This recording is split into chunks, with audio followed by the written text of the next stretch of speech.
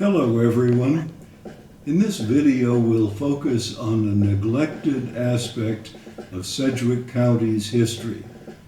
The veterans of the Civil War who arrived here subsequently, settled in the area, made contributions to its development, and remain in local cemeteries. Indeed, there are more than 900 Civil War veterans buried in two Wichita cemeteries, Maple Grove and Highland, located near Wesley Medical Center on North Hillside Street. In June 1913, the Union veterans were honored when Sedgwick County dedicated a 50-foot-high marble and granite statue to the soldiers and sailors of the Civil War. It is located near the old courthouse on North Main Street. As many know, Sedgwick County was named in 1867 to honor a distinguished Civil War veteran, General John Sedgwick, a Union officer from Connecticut. He was killed in May 1864 by a Southern sharpshooter at the Battle of Spotsylvania Courthouse in Virginia. Sedgwick had served in Kansas during the Indian Wars of the 1850s. A West Point graduate, he's sometimes remembered for his last words on the battlefield: "They couldn't hit an elephant at this distance." Unfortunately for General Sedgwick, the Confederate sharpshooters could and did. After the Civil War, thousands of veterans came to Kansas, many of them attracted by the prospect of free land. Veterans of the Union Army were entitled to a quarter section of 160 acres in the West. Many of the arriving soldiers had experienced years of mortal combat, had been wounded and lost limbs. A number had survived as prisoners of war in crowded and unsanitary jails. They were eager to settle the frontier, to start families, and to begin new lives. In the area of eastern Kansas, which was settled before the Civil War, the settlers had established farms and families. These men tended to enlist in Kansas military units in 1861. They fought Indians on the frontier and chased Confederates in Missouri and Arkansas. Few of the soldiers saw combat in big battles east of the Mississippi River. The veterans who came to the Wichita area after the war were different. Most of these were newcomers to Kansas, having arrived from the Midwest and East. They had served in regiments from Illinois, Ohio, Pennsylvania, and other states. Many of them had been in the bloodiest battles of the Civil War. A number had been at Gettysburg in July 1863, where there were 51,000 casualties. Others were at Chickamauga in Georgia in September 1863, where there were 35,000 casualties. At Spotsylvania Courthouse, where General Sedgwick died, there were 31,000 casualties. Let's meet some of these men. John Marion Steele, an officer with the 190th Pennsylvania Infantry, arrived here soon after the war. He had been wounded in Virginia and carried a frightful scar in his head. He was captured and imprisoned at the notorious Libby Prison in Richmond, where many Union officers died from disease and malnutrition. Jim Steele, as he was known, was instrumental in making Wichita a boomtown and in attracting the cattle trade. He and other leaders rode out to lure Texas herders to bring their cattle to Wichita. He was the first justice of the peace and Sedgwick County clerk. Steele later moved to Tacoma, Washington, where he promoted the Puget Sound real estate boom. Another of the early arrivals was Milo Bailey Kellogg. In 1861, he had enlisted in the 17th New York Infantry. He saw extensive combat, including the Battle of Gettysburg. Kellogg was taken prisoner at the Battle of the Wilderness and held in Confederate prisons, including Andersonville, for 9 months. Andersonville was the worst of the Civil War prisons. 13,000 Union soldiers died there of disease and malnutrition. In 1868, Kellogg came to the Wichita area to work in a trading post, and he became the first postmaster. He also engaged in real estate development. Kellogg Street is named for him. Like Jim Steele, Kellogg later moved to the West Coast and died in Washington State. Other Civil War veterans active in early Wichita were Joseph Allen, a druggist and mayor who arrived in 1869. He had served in the Iowa Infantry for 3 years. Also Samuel Hoover, who enlisted in another Illinois infantry regiment. His fruit farm achieved fame in the Arkansas Valley. Both men are buried in Highland Cemetery. So is Enoch Dodge, who came to Wichita in 1870 and purchased land west of the river in the Delano area. He also served in the Illinois Infantry and was in major battles in Tennessee and northern Georgia. Enoch and his 2 brothers promoted the development of Wichita west of the river. Arriving veterans found a frontier in need of law and order. One who helped bring that order was Seth Tucker, a Vermonter. He is remembered as a fearless soldier, lawyer, and police judge. As a boy, he lost his left hand in a premature cannon discharge. Later, serving as an officer in the 10th Kansas Infantry, he fought Confederates in Missouri and Arkansas. After the war in 1871, he came to rowdy Wichita and became one of its first criminal defense lawyers. He managed to gain an acquittal in a celebrated murder case involving Rowdy Joe and Redbeard, 2 rival saloon owners. During the summer of 1872, a gang of Texas toughs invaded Wichita and shot up the town. Their leader was Hurricane Bill Martin. When the town marshal refused to arrest the gang, Seth Tucker grabbed his double-barreled shotgun and arrested Hurricane Bill himself. The gang surrendered without a shot. Fearless Seth Tucker is buried in Maple Grove Cemetery. How many ex-soldiers and sailors came to Kansas? It is not certain. Here are some of the veterans who came to the Wichita area. One estimate is that 75,000 ex-soldiers entered the state between 1865 and 1870. However, an 1889 census of veterans found only 28,000 Union veterans living in Kansas. 682 of these resided in Sedgwick County. The men pictured in this slide were among them. My own guess is that several thousand Union veterans lived in this county at various times in the late 19th century.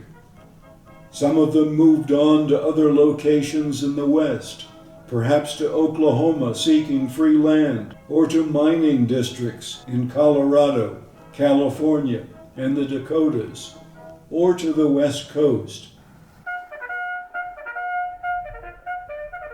Another way to look at the numbers is through the rosters of the Grand Army of the Republic. The GAR, a fraternal organization of Union veterans, came into existence after the war as a vehicle to elect General Grant president in 1868. By the 1880s, it had become an instrument for advancing the desires of Civil War veterans for pensions and health care. In 1879, the GAR had only 193 members in Kansas, but at its peak, about 1890, the Kansas GAR had some 20,000 members in over 500 posts. It is said that Kansas, known as the Great Soldier State, had more Civil War veterans in the GAR per capita than any other state. In Sedgwick County, the Union veterans organized 10 GAR posts. In 1894, a census of GAR members showed the 10 posts had a combined membership of 465. The Garfield Post, established in 1882, honored the assassinated President James Garfield. It had 240 members in 1894. A second post, established in Wichita in the same year, honored another Union general, B.B. Eggleston, who settled in the area. Other smaller posts in the county were Baldwin and Derby, Rankin and Cheney, Warner and Valley Center, Tucker and Garden Plain, Gilbert and Mount Hope, Magooney and Clearwater, Hancock and Colwich, and Shivington and Goddard. A large number of Union veterans, perhaps half, did not join the GAR. Some were simply too busy building homes and tending fields. Others may have found it inconvenient to leave families, attend meetings, and pay dues. And of course, the GAR numbers do not include a small number of Confederate veterans who moved to Sedgwick County. By the early 20th century, the Garfield Post in Wichita had become the largest post in Kansas. Its membership surpassed the Lincoln Post in Topeka. Garfield had some 2,000 members over its existence from 1882 to 1940. Inevitably, time took its toll on this membership. By 1920, only 215 of the Union Boys in Blue remained in Wichita. 3 Wichita area residents would become State Department commanders. They were Judge William Campbell in 1894, Harding Merrill in 1928, and E.W. Phillips in 1931. Judge Campbell, a former sergeant major with the 6th Kentucky Cavalry, was one of the most active GAR members. During the war, he spent 6 months in a Confederate prison at Belle Island, Virginia. A highly respected lawyer and judge, Campbell came to Wichita in 1873 and played an active role in local events. He was a delightful raconteur with a sense of humor. In 1894, under his leadership, the GAR compiled a listing of every member in some 500 GAR posts across the state. Campbell was one of the last surviving members of the Garfield Post. Hundreds lined up and mourned his passing in March 1936. He is buried in Maple Grove Cemetery. Another Civil War veteran who served as Kansas commander in 1928 was Harding Merrill. As a boy, he heard one of the famous Lincoln-Douglas debates. He enlisted at age 15 in an Illinois infantry regiment and served during the siege of Confederate positions near Mobile, Alabama. Coming to Sedgwick County in 1871, Merrill became one of the pillars of the GAR. He served as national vice commander of the organization. He engaged in the oil business and served as Sedgwick County Registrar of Deeds. Merrill, buried in his Civil War soldier's uniform, sleeps in Maple Grove Cemetery. One of the most colorful and sturdy veterans was Edgar Phillips. He'd been a private in the 11th Illinois Cavalry. He came to Sedgwick County in 1870. He lived here for 70 years until his death in August 1940. Phillips was commander of the Mulvane Post of the GAR and later the Garfield Post. In 1931, he was elected Kansas Department Commander. Clad in his blue uniform, he attended ceremonies until he was the only Civil War veteran able to attend. In 1938, at age 91, he traveled by train to Pennsylvania to attend the 75th anniversary of the Battle of Gettysburg.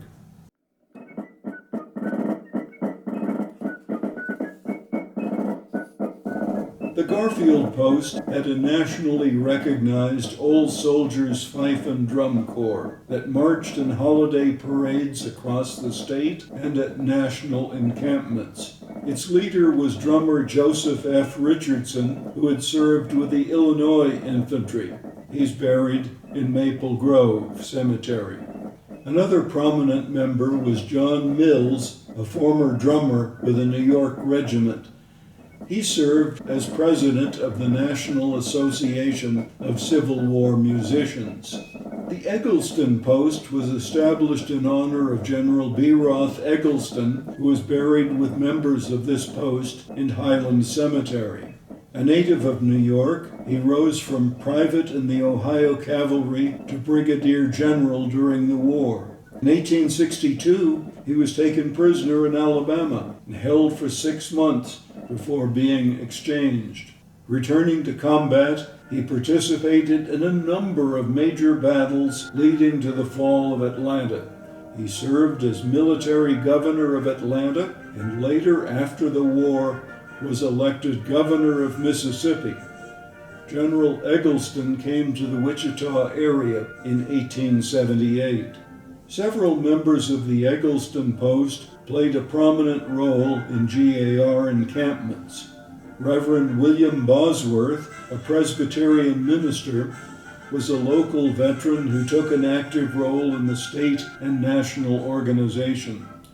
As a private in the Ohio Infantry, he saw military service for over 2 years from 1862 to 1864. Bosworth was elected National Chaplain of the GAR. He came to Wichita in 1896 and is buried in Highland Cemetery. Captain William T. Burgess, a commander of the Eggleston Post and a popular speaker at GAR events around the state, had served with the Iowa Infantry. He participated in some of the most important engagements of the war, including the siege of Vicksburg. He lost his hearing from artillery fire. He used an ear trumpet in later life to grasp every word. Burgess came to Wichita in 1889.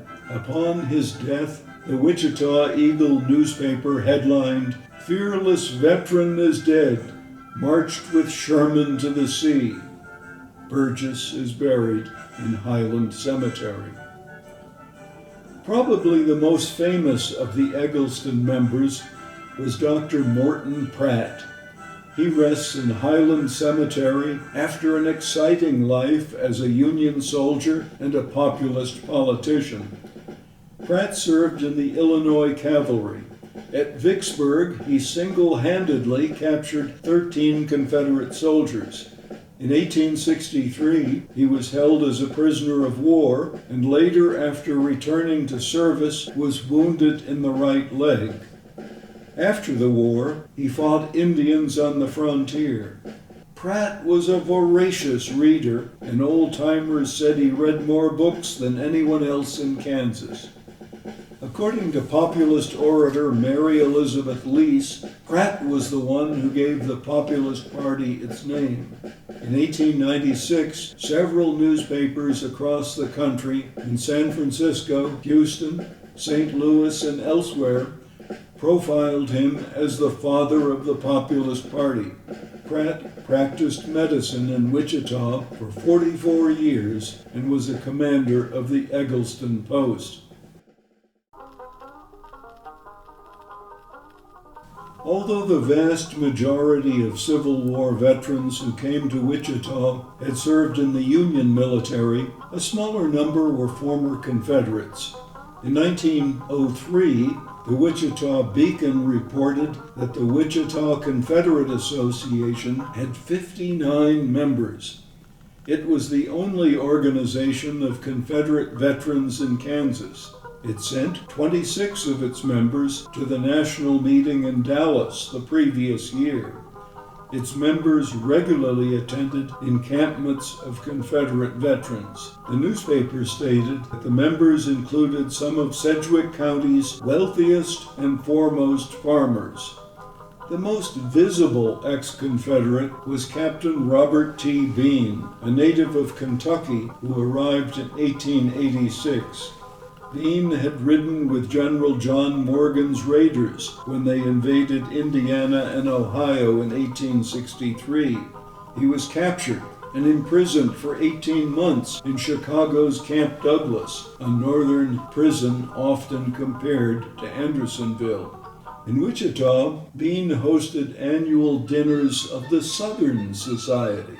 For these events, he brought in cured hams from his hometown, Mount Sterling, Kentucky, and prepared cornbread and corn pone Aunt Jemima style. Attendees sang Southern songs, Dixie, Carry Me Back to Old Virginny, and My Kentucky Home. At one dinner, Bean joked, I think, that he was a member of 3 secret societies: the Baptist Church, the Democratic Party, and the Ku Klux Klan. Bean is buried in Maple Grove Cemetery, Wichita. Among the former Confederate soldiers were several physicians who practiced in Wichita. Dr. William Franklin Richardson, who served under Generals Robert E. Lee and Stonewall Jackson. He fought with the Virginia Cavalry Unit and was wounded in battles in the Shenandoah Valley. He's buried in Maple Grove. Also, Dr. William Pritchard, a sergeant with the Tennessee Infantry. Pritchard, a wounded veteran, was believed to be the last surviving Confederate veteran in Wichita. He was so well liked by the GAR members that he was invited to ride in the 1932 Memorial Day Parade. Other active Confederates were John Henry Leonard, a Virginian, who was present when General Lee surrendered at Appomattox, William Carroll Evans with the Missouri Infantry, and John H. Shields, a drummer with Cobb's Georgia Legion. Shields saw extensive combat at Gettysburg in Virginia and during the Atlanta campaign. President Woodrow Wilson later named him Wichita Postmaster. He is buried in Highland Cemetery with a Confederate gravestone. Another prominent ex-Confederate was Dick Cogdell, a captain with the Georgia Infantry Regiment. He came to Wichita in April 1872 and served as chief of police and later as sheriff of Sedgwick County. Cogdell was well-liked and considered honest, capable, and fearless in enforcing the law.